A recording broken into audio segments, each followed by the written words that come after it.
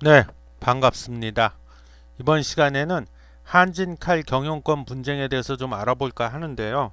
여기에 덧붙여서 향후 대한항공과 아시아나항공이 어떻게 될지에 대해서도 간략하게 좀 더불어서 살펴보는 시간을 가져보겠습니다.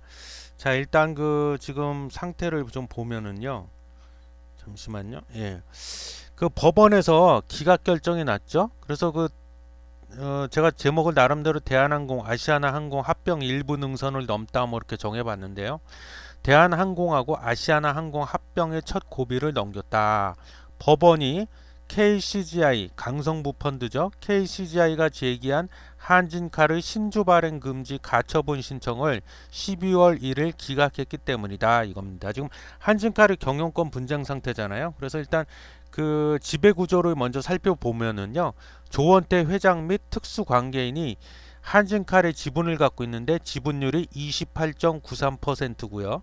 한진칼이 또 대한항공의 지분을 갖고 있는데 지분율이 29.27%가 됩니다. 그래서 조원태 및 특수관계인에서 한진칼에서 대한항공으로 이런 지배구조가 지금 만들어져 있고 그 추후 지배구조 같은 경우에는 이제 어떻게 되냐면 그 이제 그 지금 뭐 법원에서 기각이 됐기 때문에 산업은행 그 뜻대로 계획대로 가겠죠 이제. 그러면은 여기 그림을 제가 준비해 놨는데 조원태 회장 일가가 37.7%의 그 지분율을 갖게 되고요.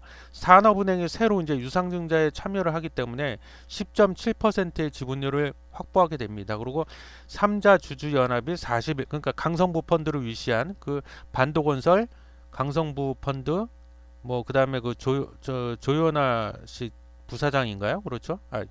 부사장직에서 물러났나? 하여튼 그 조윤아 씨 측 해갖고 이렇게 해갖고 41.7%가 됩니다. 그러면은 이 산업은행과 조원태 회장 일가의 지분율을 합치면 40 뭐야 지금 대충 계산을 해봐도 45%가 넘어가네요. 그러면 3자 주주 연합을 약 4% 이상의 지분율을 앞서고 있습니다. 예, 그렇게 되고 한진칼이 대한항공의 지분 29.2%를 소유하게 되고요. 대한항공이 63.9%의 이거 또 나와. 왜 자꾸 나와?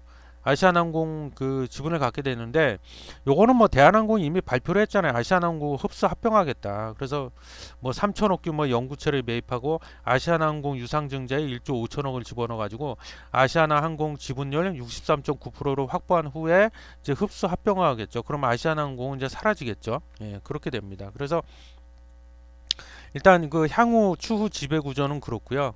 그 다음에 그 한진칼의 경영권 구도를 보면은 이게 원래 그러니까 그 산업은행이 끼어들기 꼽살에 끼기 전에는 박터지게 둘이 좀 싸웠죠. 조원태 회장 측이 41.4%의 지분을 갖고 있었어요. 지분율이 41.4%.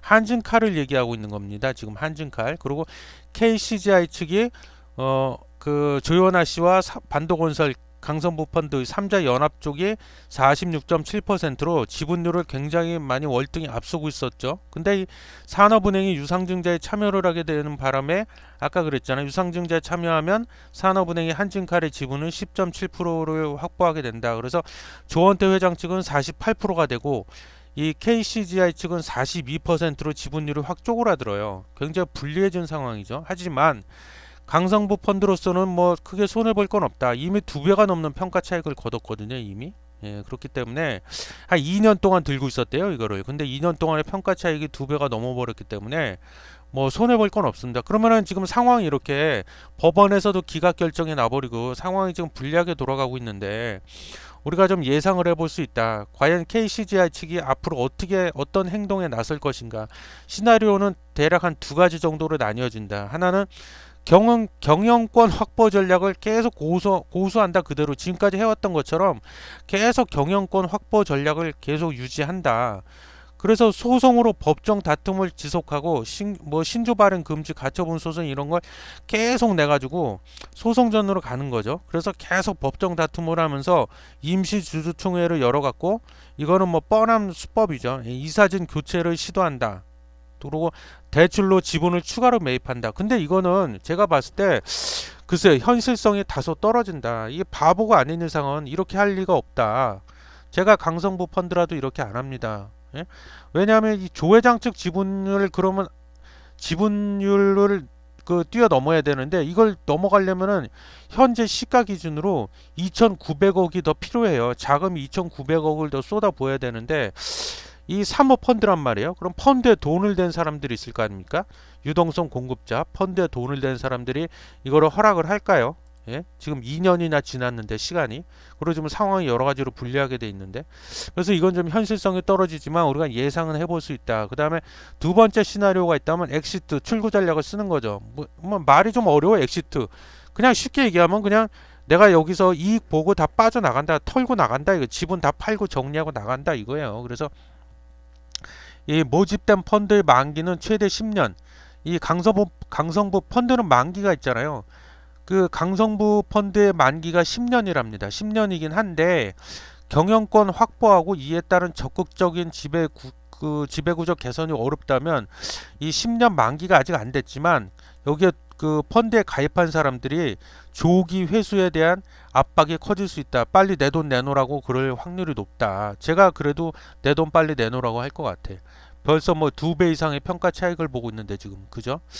그렇고요. 그 다음에 그 주가를 잠깐 한진카를 그래서 저는 이 앞으로 예상 시나리오 1과 2 중에서 이 2가 더 그 현실성이 더 높다고 봅니다. 그래서 한진칼 주가를 잠깐 보면 근데 저는요 이게 참 일단 좀 그 주가부터 좀 먼저 확인을 해볼게요. 한진칼 제가 이럴 줄 알았습니다. 예, 이거는 그냥 한진칼은 끝났다고 보시면 돼요. 예, 뭐 모멘텀 재료가 완전히 없어지다시피 했기 때문에 끝났다고 보시면 됩니다. 그래서 이날 2020년 11월 10일부터 줄곧 하락세죠 지금. 예, 그래서 오늘이 2020년 12월 3일 오후 2시 11분인데요. 현재 69,000원을 기록하고 있습니다. 그래서 지금 윗꼬리 아랫꼬리가 심하게 많이 달려 있죠 지금. 그래서 이거는 혹시라도 신규 매수를 생각하고 계신 분들은 하지 마세요. 뭐 모르죠. 뭐 그 아까 얘기했지만 이 예상 시나리오 1 강선부 펀드 측에서 예상 시나리오 1으로 해갖고 이 원대로 갈 수도 있죠. 그러면 뭐 살짝 뭐 급등이 반짝하고 나올 수는 있는데 예상 시나리오대로 할 확률도 매우 낮거니와 설사 뭐 이렇게 해갖고 반짝 급등이 나온다고 해도 그건 하루짜리에 불과하다. 그래서 그런 위험하고 무모한 짓을 뭐하랍니까 우리가. 그래서 신규 매수 하지 마시고요. 혹시라도 갖고 계신 분은 그냥 정리하시기를 제가 좀 듣기 거북하시겠지만 좀 마음 상하시겠지만 제가 진심을 담아서 말씀드리는 겁니다. 그 정리하십시오. 그냥 정리하시고요. 향후에 그럼 이게 이제 앞으로 어떻게 되냐 이게. 그래서 지금 법원에서 가처분 신청을 기각했죠. 그래서 첫 곱이 넘은 대한항공 아시아나 통화 뭐 이렇게 되겠죠. 앞으로 어떻게 진행되나. 그럼 산업은행이 8천억을 보통주 5천억 한진칼이 유상증자하잖아요. 그럼 보통주에다가 5천억을 넣고 교환사채에다 3천억을 집어넣어 갖고 총 8천억을 한진칼에다 투입을 하게 됩니다. 그럼 한진칼은 이 8천억 돈이 들어왔잖아요. 그럼 이거를 대한항공에다가 또 1조 8천억을 투입을 합니다. 그래서 대한항공도 유상증자하기로 했잖아요. 그러면은 보통주에다가 1조 5천억 투입하고 영구채에 3천억을 또 투입한다. 그래서 대한항공이 아시아나항공을 결국에는 흡수 합병한다. 그럼 남은 거는 공정거래위원회의 이제 기업결합에 대한 승인만 남았는데 뭐 승인이 떨어질 확률이 매우 높다고 봐야겠죠. 예, 그래서 그 한진칼에 대한 경영권 분쟁은 아쉽지만 이미 좀 생명에 다하지 않았나 저는 그렇게 봅니다. 그래서 한진칼 경영권 분쟁과 그 향후 대한항공과 아시아나항공의 그 합병에 대해서 간략하게 좀 살펴보는 시간을 가졌습니다. 예, 들어주셔서 감사해요.